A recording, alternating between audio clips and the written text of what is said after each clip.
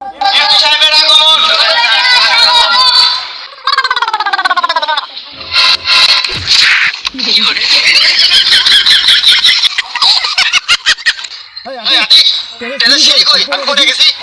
MP সাহেব আপনি সিঁড়ি কই পেলেন?